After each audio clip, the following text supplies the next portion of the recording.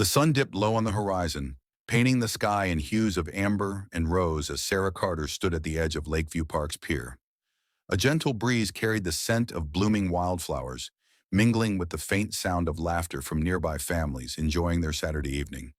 It was her 28th birthday, a day she had always cherished for its promise of new beginnings. But this year felt different, special. Sarah had spent the afternoon surrounded by friends, sipping champagne and cutting into a decadent chocolate cake adorned with candles that spelled out "Happy Birthday." Yet there was one person missing: Ethan Monroe, her boyfriend of 3 years. He had been mysteriously absent all day, citing work obligations he couldn't avoid. Though Sarah tried to hide it, his absence left an ache in her chest. She knew how much effort he put into making every milestone memorable, so his no-show puzzled her. As twilight descended, Sarah decided to take a walk along the lake to clear her mind. That's when she saw him, Ethan, standing at the end of the pier with a bouquet of white roses in hand. His dark hair was tousled by the wind, and his blue eyes sparkled under the soft glow of string lights someone had strung across the railing. For a moment, time seemed to stop. Her heart raced as she approached him, unsure if she should feel angry or relieved. "Hey," Ethan said softly, his voice tinged with nervousness. "I'm sorry I missed your party." Before Sarah could respond, he dropped to one knee, pulling a small velvet box from his pocket. Inside was a diamond ring that caught the fading sunlight, sending tiny prisms dancing around them.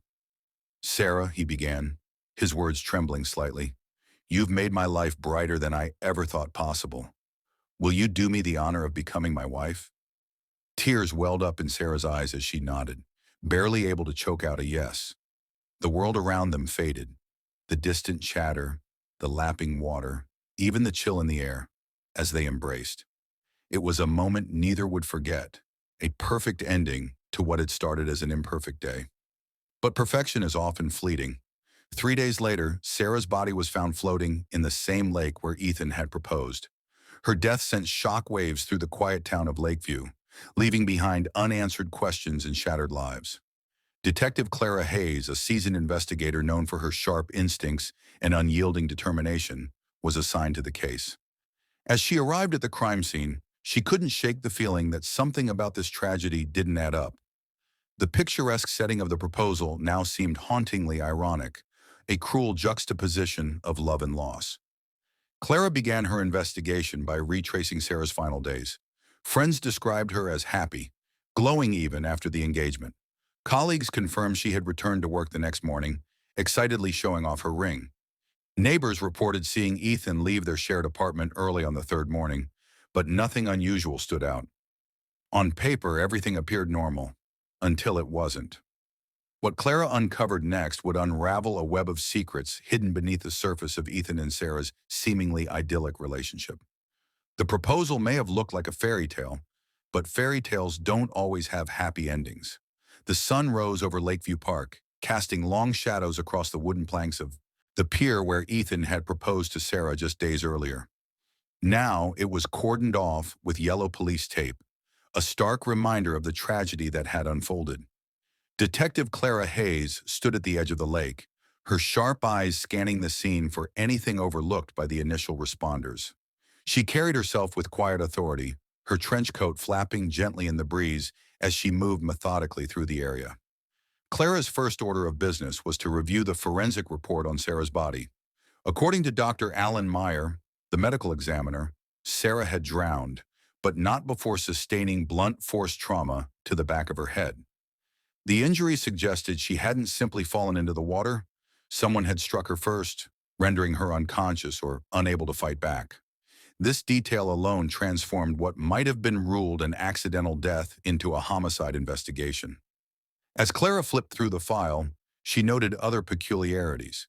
There were no defensive wounds on Sarah's hands or arms, indicating she likely trusted her attacker or didn't see them coming.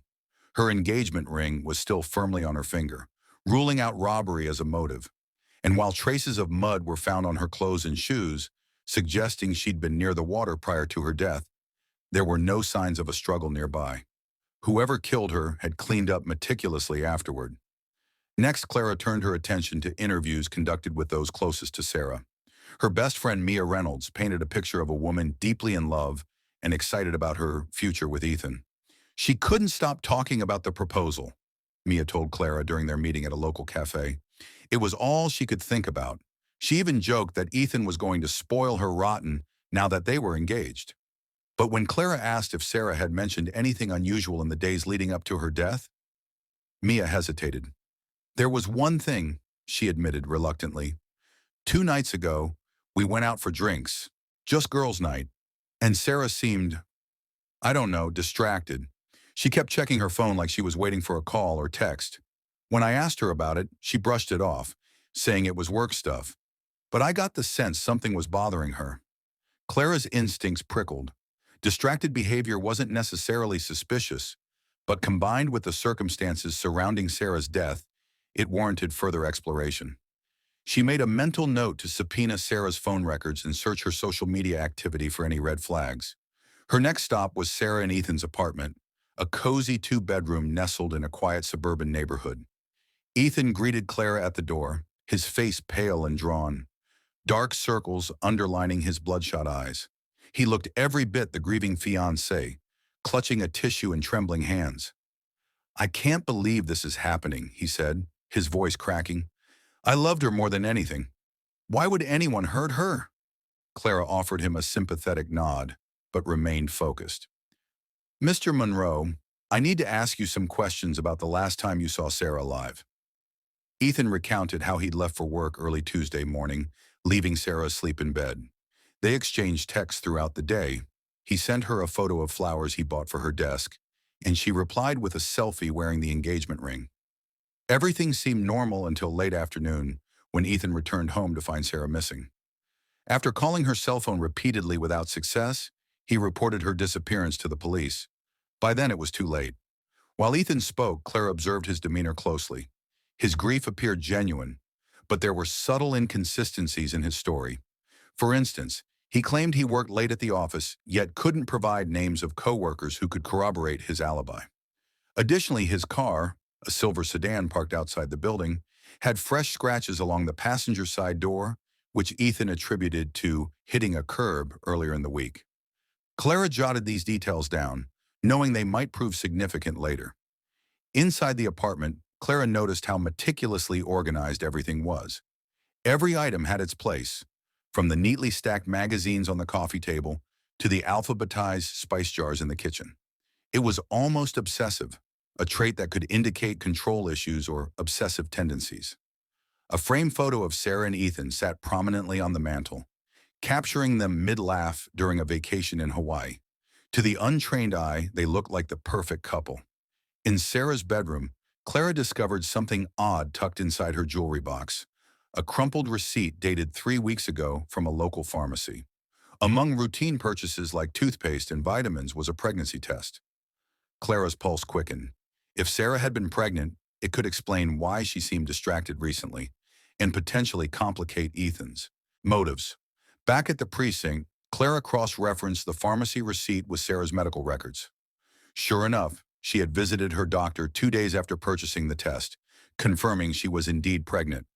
However, there was no indication Sarah had shared this news with Ethan, or anyone else for that matter. This revelation shifted the investigation dramatically. Pregnancy often brought joy, but it could also introduce stress, especially in relationships already strained. Was Ethan aware of the pregnancy? If so, did it play a role in his actions, or was someone else involved entirely? By the end of the day, Clara felt pieces of the puzzle beginning to fall into place. But many gaps remained. One thing was certain: Sarah's death wasn't random. Someone close to her had orchestrated it, carefully covering their tracks. As Clara stared at the evidence board in her office, dotted with photos and notes, she whispered to herself, "Whoever you are, you made one mistake, and I'll find it."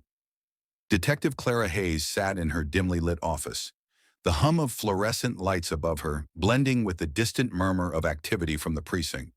Spread across her desk were photographs, documents, and timelines, each piece of evidence a thread in the tangled web surrounding Sarah Carter's murder. The discovery of Sarah's pregnancy had opened new avenues of inquiry, But it also raised more questions than answers. Who else knew about the baby?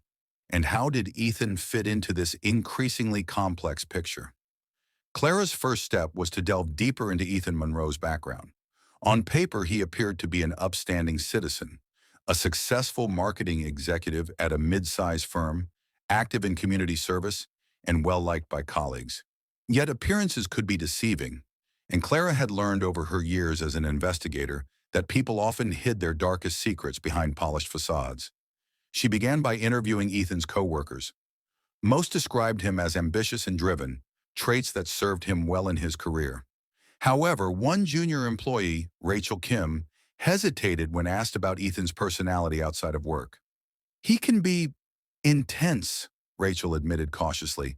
Like, if something doesn't go his way, he gets really frustrated. But I wouldn't say anything bad about him. He's always been professional. Rachel's comment lingered in Clara's mind. Intensity wasn't inherently suspicious, but coupled with Ethan's lack of a solid alibi and the scratches on his car, it hinted at a temperamental side he might not have shown publicly. Clara decided to dig further into his personal life, starting with financial records. What she found was startling. Ethan's bank statements revealed several large transfers to offshore accounts over the past 6 months. When confronted, Ethan claimed these were investments for his future with Sarah, a claim Clara found dubious, given the timing and secrecy surrounding the transactions. Moreover, there were numerous charges to high-end restaurants and hotels that didn't align with Ethan's usual spending habits. Clara couldn't help but wonder, was Ethan living a double life? Her suspicions deepened when she uncovered text messages between Ethan and an unknown number. The exchanges were cryptic but suggestive, hinting at an affair. One message stood out in particular. "We need to talk. This is getting complicated." Clara traced the number back to a burner phone registered under a fake name, making it impossible to identify the sender immediately. Whoever they were, they clearly wanted to remain anonymous. Meanwhile, Clara revisited Sarah's social circle, hoping to uncover additional clues. She spoke with Sarah's younger brother, Daniel Carter, who lived 2 hours away in Chicago. Daniel described his sister as fiercely independent, yet deeply caring. "She never let anyone push her around," he said firmly. "If someone tried to control her, she'd cut them off without hesitation." This insight struck a chord with Clara.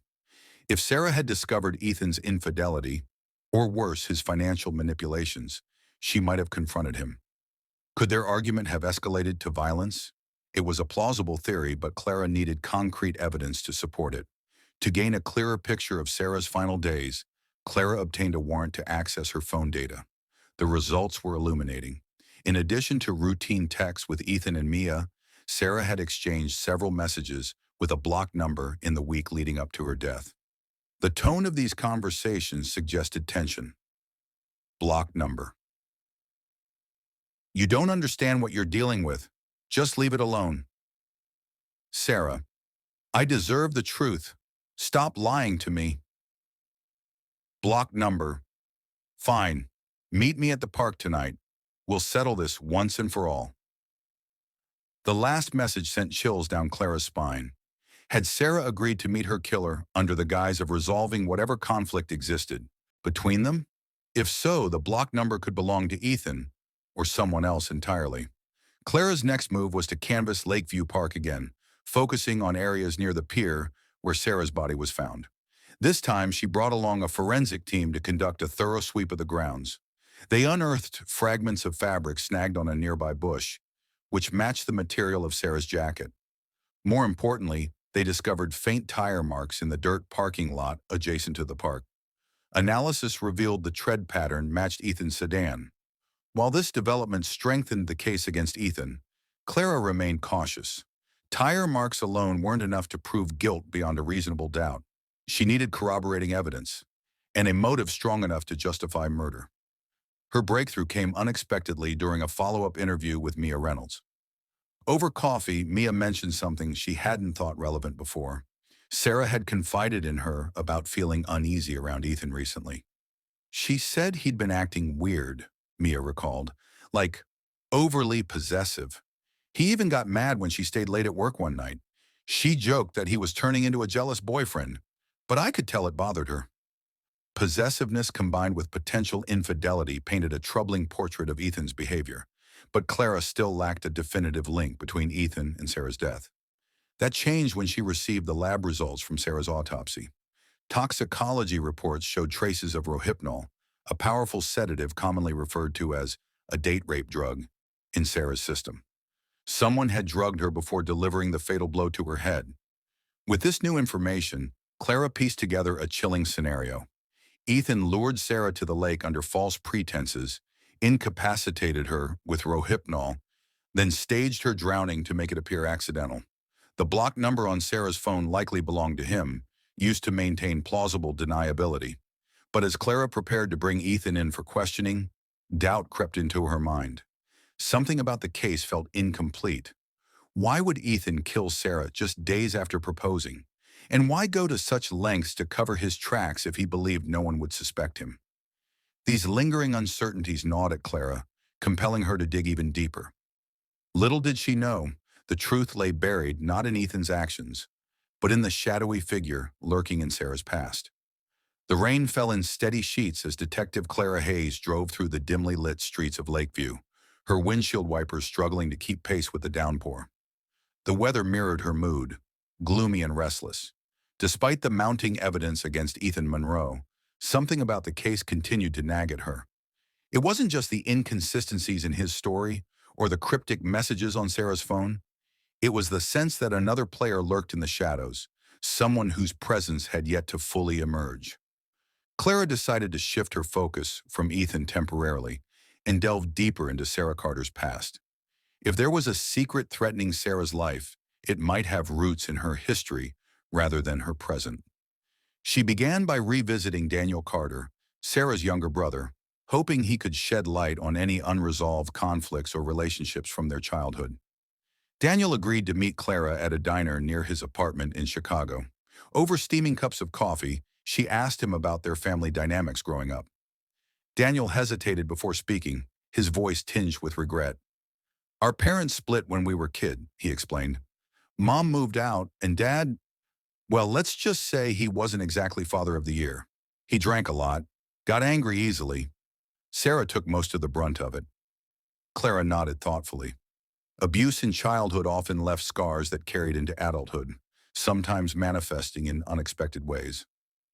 "Did Sarah ever mention anyone specific who hurt her during that time?" Clara probed gently. Daniel sighed, running a hand through his hair. "There was this guy, our neighbor, Mr. Peterson. He used to babysit us when Mom worked late shifts. I don't know what happened between him and Sarah, but I remember how quiet she became after those nights. She never talked about it, not even to me." The name sent a jolt through Clara. She recalled seeing Peterson mentioned briefly in an old police report filed years ago, a domestic disturbance call involving Sarah's father and their neighbor. At the time, nothing came of it, but now it seemed worth revisiting. Clara thanked Daniel for his help and promised to keep him updated as the investigation progressed. Back in Lakeview, Clara dug into the archives, pulling every available record related to the Peterson family. What she uncovered was chilling. Harold Peterson, the elderly man who had once lived next door to the Carters, had died 5 years ago under mysterious circumstances. His son, Marcus Peterson, had inherited the house and relocated to a nearby town.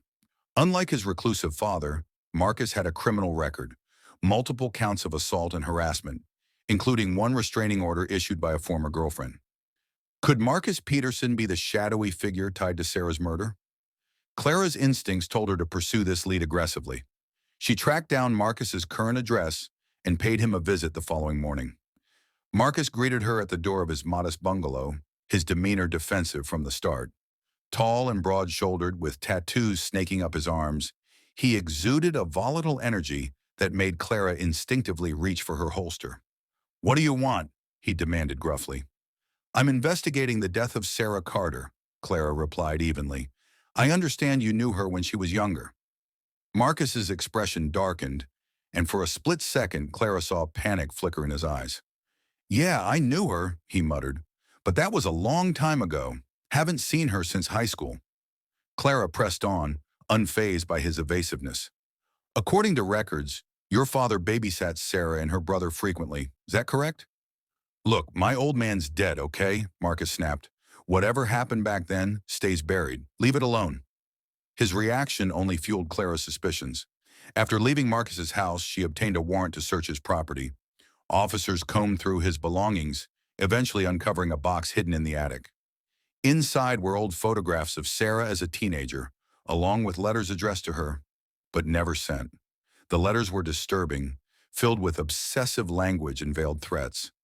One passage stood out. "You'll always belong to me, Sarah. No matter where you go, no matter who you're with, I'll find you. You can't escape what we had." Clara's blood ran cold. It was clear that Marcus harbored deep-seated resentment towards Sarah, possibly stemming from rejection or some unresolved trauma. But how did this connect to her recent murder? To answer that question, Clara turned her attention back to Sarah's phone records. She noticed a series of calls placed to Marcus's number in the weeks leading up to her death. Some lasted mere seconds, while others stretched for minutes. Clara theorized that Sarah had reached out to Marcus, perhaps seeking closure or confronting him about their shared past. If Marcus perceived her actions as a threat, or worse, a betrayal, it could have triggered a violent response. Meanwhile, forensic analysis revealed traces of Marcus's DNA on the fabric fragments found near the crime scene. While not definitive proof of guilt, it placed him at the park around the time of Sarah's death.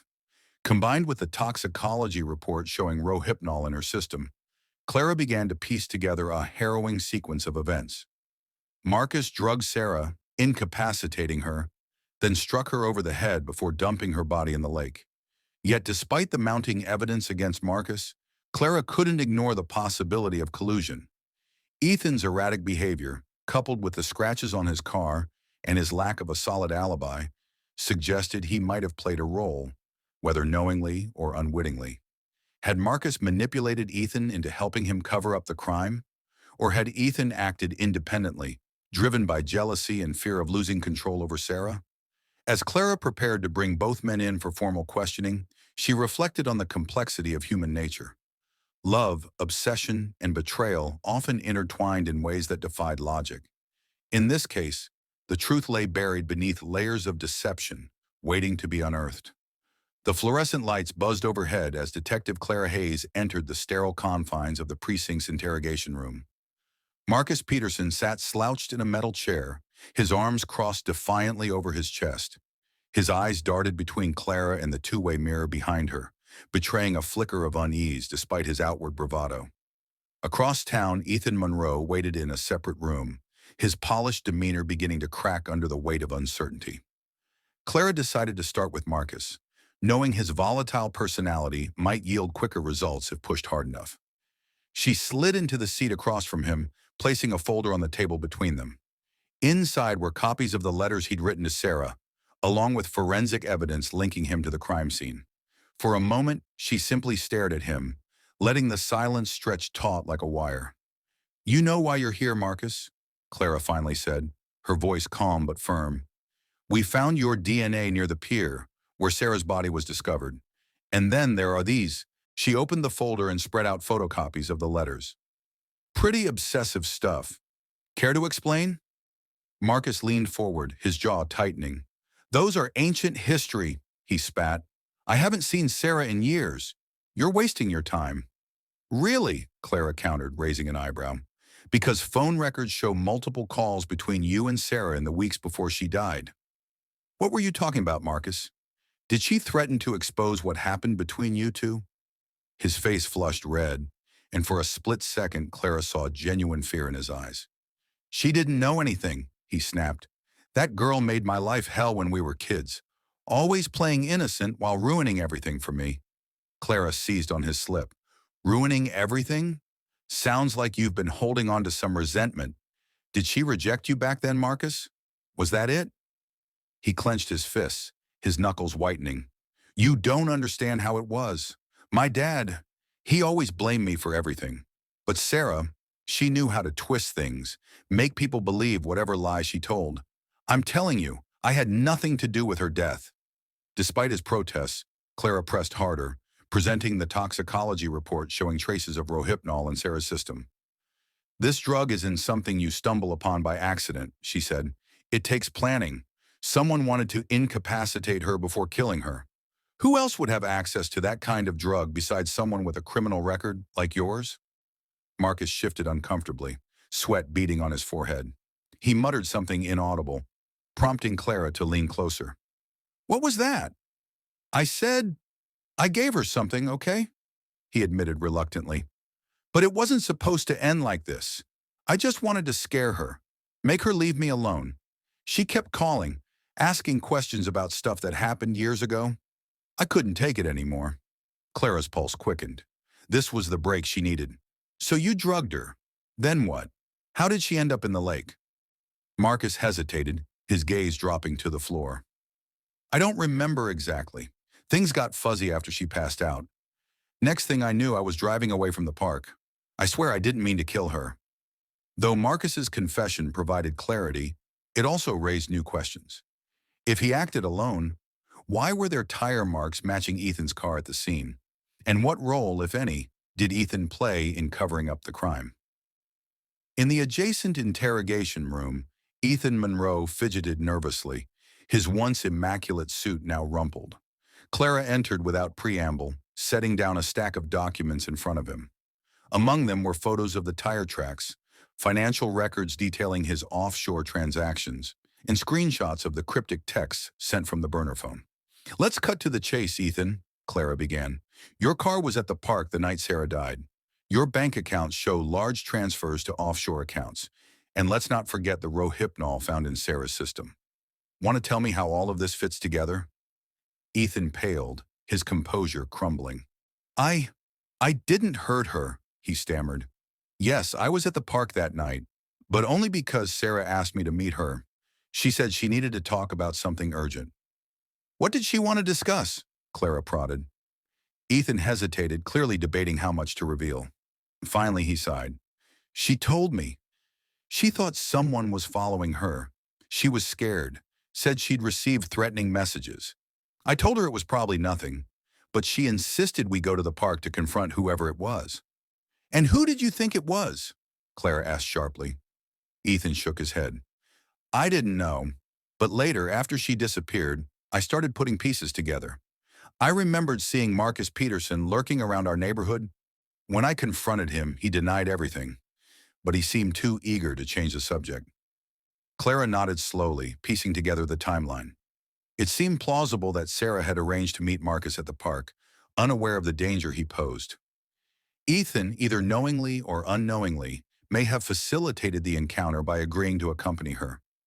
Once Sarah was incapacitated, Marcus panicked and disposed of her body, leaving Ethan to clean up loose ends, or so he thought. To confirm her theory, Clara reviewed security footage from cameras near Lakeview Park. Grainy images showed both Ethan's sedan and Marcus's truck parked in the lot on the night of Sarah's death. Additional witnesses came forward, recalling seeing a man matching Marcus's description arguing with a woman near the pier earlier that evening. With the evidence mounting against him, Marcus eventually broke down completely, confessing to drugging Sarah and striking her in a fit of rage. He claimed he hadn't intended to kill her, but panic took over once he realized what he'd done. As for Ethan, while he wasn't directly responsible for Sarah, his attempts to cover up his involvement, including deleting incriminating texts and lying about his whereabouts, made him complicit in obstructing justice. By the end of the day, Clara felt a grim sense of satisfaction. Justice would be served, though it brought little comfort to those who loved Sarah. Still, one question lingered in Clara's mind. Why had Sarah reached out to Marcus in the first place? What unresolved trauma had driven her to seek answers from a man she clearly feared? The answer lay buried in Sarah's past, and Clara vowed to uncover every last detail. The morning sun filtered weakly through the blinds of Detective Clara Hayes's office, casting long shadows across stacks of files and evidence boards. Though Marcus Peterson's confession had provided a measure of closure, Clara couldn't shake the feeling that the case was still incomplete. Sarah Carter's story wasn't just about her tragic death. It was about the life she lived before it, shaped by secrets too painful to share with anyone. To truly understand what had driven her to confront Marcus, Clara knew she had to delve deeper into Sarah's fractured past. Her first step was to revisit the old police report from Sarah's childhood, a domestic disturbance call involving Harold Peterson and Sarah's father. On the surface, it seemed like a routine incident, neighbors arguing over noise complaints. But as Clara reread the responding officer's notes, subtle details emerged. The officer mentioned finding Sarah hiding in a closet, visibly shaken but refusing to speak. When pressed, she claimed she'd fallen down the stairs, a story that didn't align with her injuries, which included bruises consistent with gripping hands and belt marks. Clara realized this was more than an argument between adults. It was a cover-up for something far darker. She reached out to retired Detective Raymond Cole, who had handled the original case. Over coffee at a diner on the outskirts of town, Raymond confirmed Clara's suspicions. "I always thought there was more to it," he admitted, his weathered face lined with regret. Sarah was scared, not of her dad, though. She kept looking toward the Petersons' house when we questioned her. I tried to dig deeper, but her mom begged me to drop it, said it would only make things worse for Sarah if word got out. "Out about what?" Clara probed gently. Raymond hesitated, choosing his words carefully. "Back then, we didn't have all the resources we do now. But based on the signs, I think Sarah might have been abused by Harold Peterson. Maybe even Marcus, too. If she said anything, nobody listened." The revelation hit Clara like a punch to the gut. Abuse victims often carried their pain silently, bearing it beneath layers of shame and fear. For Sarah, reaching out to Marcus as an adult must have been an attempt to reclaim power over her trauma, to confront the demons that haunted her. But instead of closure, it had cost her everything. To better understand Sarah's perspective, Clara turned to Daniel Carter once again. This time, she asked him directly about their childhood and whether Sarah had ever hinted at being mistreated by the Petersons. Daniel's response was telling. "She never said it outright," he confessed, "but there were nights when she wouldn't come home until Mom forced her to. And sometimes she'd lock herself in her room for hours after babysitting with Mr. Peterson. I didn't think much of it back then. I was just a kid. But looking back," his voice trailed off, heavy with guilt. Clara reassured him that none of this was his fault. "People hide things to protect themselves, or others," she said softly. "What matters now is making sure Sarah's voice is heard." With Daniel's blessing, Clara obtained permission to search the family's old home, hoping to find tangible evidence of Sarah's ordeal. The house, long since sold and renovated, yielded little beyond faded memories. However, in the attic, tucked inside a dusty shoebox, she discovered a journal belonging to Sarah. Its pages were filled with fragmented thoughts and sketches, offering a raw glimpse into her inner world. One entry stood out. "I can't keep pretending everything's okay. Every time I see him, I feel sick. He acts like nothing happened, but I remember every touch, every word. Why won't anyone believe me? Why does everyone act like I'm crazy?" The anguish in Sarah's words was palpable, confirming what Clara had suspected all along. Sarah had endured years of abuse at the hands of Harold and possibly Marcus Peterson, yet no one had stepped in to help her. Her decision to reach out to Marcus as an adult likely stemmed from a desperate need for validation, for someone to acknowledge the truth of what she'd suffered. But why wait until now? Clara believed the answer lay in Sarah's pregnancy. Pregnancy often brought unresolved issues to the surface, forcing individuals to confront their past traumas head-on. Perhaps Sarah had decided that becoming a mother meant breaking free from the cycle of silence and pain. By confronting Marcus, she may have hoped to sever the ties binding her to her traumatic history. As Clara pieced together these fragments of Sarah's life, she felt a profound sadness, not just for the woman whose life had been cut short, but for the child who had endured unimaginable suffering in silence. Yet amidst the grief, there was also clarity. Sarah hadn't been a passive victim. She had fought back in her own way, refusing to let her abusers define her forever. Armed with this understanding, Clara prepared to present her findings to the district attorney. While Marcus Peterson would face charges for Sarah's murder, Clara advocated for additional counts related to his role in her childhood abuse. Similarly, Ethan Monroe's complicity in covering up the crime ensured he would face consequences for his actions. Still, Clara knew the legal process wouldn't bring true peace to those affected by Sarah's death. Justice was necessary, But healing required something more, an acknowledgement of the invisible wounds inflicted by abuse and betrayal. As she closed Sarah's journal and placed it carefully in an evidence bag, Clara whispered a silent promise. You will not be forgotten. The courtroom was silent except for the rhythmic tapping of a judge's gavel as Marcus Peterson stood before the bench, his head bowed in defeat. To his left sat Ethan Monroe, dressed in a somber suit, his eyes fixed on the floor. Both men faced justice for their roles in Sarah Carter's murder, though the weight of guilt bore down on them differently. For Marcus, it was the culmination of years of unchecked rage and obsession. For Ethan, it was the tragic consequence of denial and cowardice. Detective Clara Hayes sat in the back row, her presence understated yet commanding.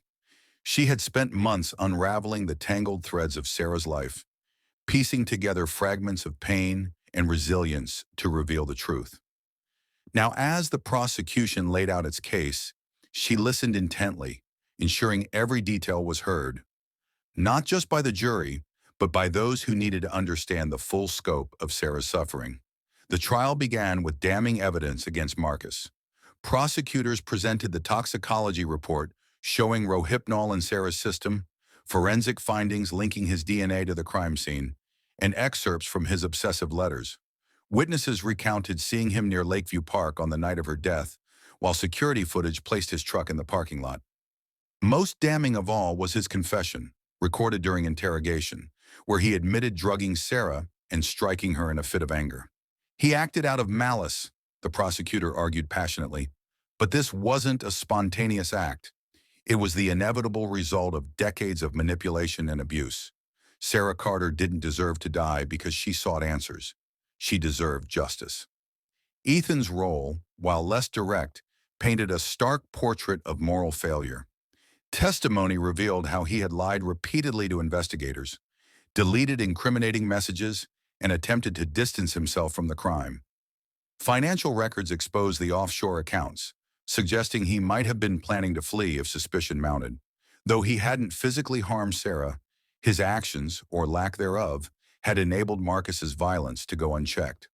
Mr. Monroe had opportunities to intervene, the prosecutor continued. Instead, he chose self-preservation over accountability. His silence made him complicit in Sarah's death. As the defense teams mounted their arguments, Clara observed the jurors closely. Some scribbled notes furiously, while others stared at the defendants with expressions ranging from disbelief to disgust. By the time closing statements concluded, the atmosphere in the courtroom felt charged, as though everyone collectively held their breath awaiting the verdict. When the jury returned after hours of deliberation, their decision was unanimous. Marcus Peterson was found guilty of first-degree murder, aggravated assault, and multiple counts related to Sarah's childhood abuse. He received a life sentence without parole, ensuring he would never harm another person again. Ethan Monroe, convicted of obstruction of justice and accessory after the fact, was sentenced to 10 years in prison, a punishment that reflected his indirect involvement but acknowledged the gravity of his betrayal. For Daniel Carter, watching the verdict brought a mix of relief and sorrow. After the sentencing, he approached Clara outside the courthouse, his eyes red-rimmed but resolute. "Thank you," he said quietly, "for giving my sister a voice when no one else would listen." Clara nodded. Placing a reassuring hand on his shoulder. "Sarah was brave," she replied. "She fought until the end, even when the odds were stacked against her. This isn't just about punishing those who hurt her. It's about honoring her strength." In the weeks following the trial, Clara took steps to ensure Sarah's legacy extended beyond the courtroom. Working with local advocacy groups, she helped establish a fund in Sarah's name to support survivors of domestic abuse and childhood trauma. The journal Clara had discovered in the attic became a cornerstone of the initiative, its pages shared anonymously to inspire others to break their silence. Yet as Clara packed up her office late one evening, she couldn't help but reflect on the cost of seeking justice. Cases like Sarah's reminded her why she had chosen this career, to give a voice to the voiceless. But they also underscored the human toll of such tragedies. Love, betrayal, and redemption were intertwined in ways that defied easy resolution. Before leaving, Clara opened a drawer and pulled out a small photo of Sarah she'd kept throughout the investigation.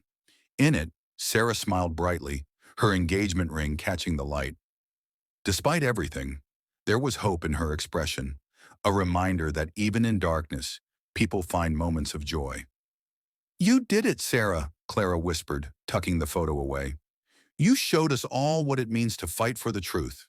And with that, she turned off the lights, stepping into the cool night air. Justice had been served, but Clara knew her work was far from over. Somewhere out there, another story awaited uncovering, one that demanded the same dedication and compassion she had given to Sarah Carter's memory.